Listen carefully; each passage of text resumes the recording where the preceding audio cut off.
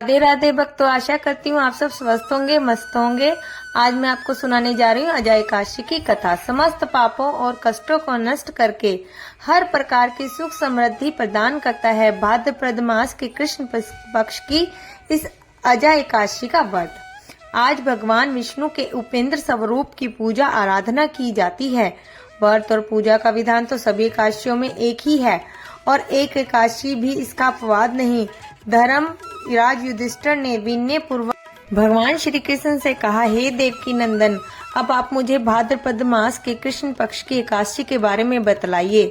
इसका क्या नाम है, विधान तथा महात्म्य है, यह जानने की मेरी बड़ी प्रबल इच्छा है। भगवान श्री कृष्ण ने कहा, हे कुंती पुत्र, जन्म जन्मांतर के सभी प्रकार के समस्त पापों को नष्ट करने वाली इस एकादशी का नाम अजय एकादशी है। इसके व्रत को करने से मनुष्य सब पापों से मुक्त हो जाता है।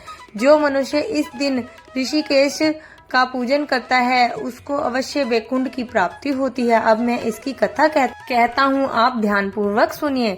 सत्य युग में सूर्य वंश में सत्यवादी हरिश्चंद्र नामक एक महान प्रतापी चक्रवर्ती सम्राट थे। एक बार उन्होंने अपना संपूर्ण राज्य राज श्री विश्वामित्र को दान कर दिया और दक्षिणा चुकाने के लिए अपनी पत्नी, पुत्र तथा स्वयं को दास के रूप में बेच दिया।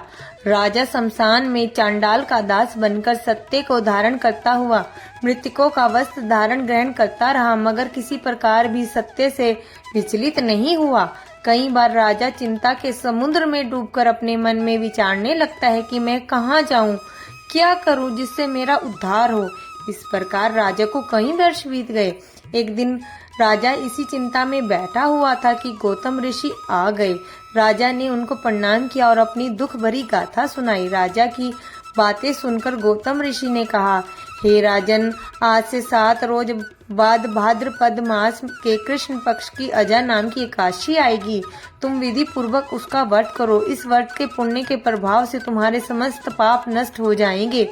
राजा ने गौतम ऋषि के कहे अनुसार एकादशी आने पर विधि पूर्वक व्रत व जागरण किया। उस व्रत के प्रभाव से राजा के समस्त पाप नष्ट हो गए।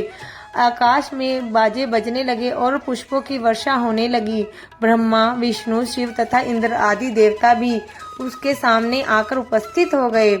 उसने अपने मृतक पुत्र को जीवित और अपनी स्त्री को वस्त्र तथा आभूषण से युक्त देखा। उस व्रत के प्रभाव से राजा हरिश्चंद्र को पुनः राज्य मिला और अंत में सपरिवार स्वर्ग को गए। अंत में भगवान श्री कृष्ण ने कहा, हे युधिष्ठिर, यह सब अजय एकादशी के प्रभाव से ही हुआ था। जो मनुष्य विधि पूर्वक इस व्रत को करते हुए रात्रि जागरण करते हैं, उनके समस्त पाप नष्ट होकर अंत के समय में स्वर्ग लोक की प्राप्ति होती है। इस एकादशी की कथा के श्रवण मात्र से ही अश्वमेध का यज्ञ का फल मिलता है।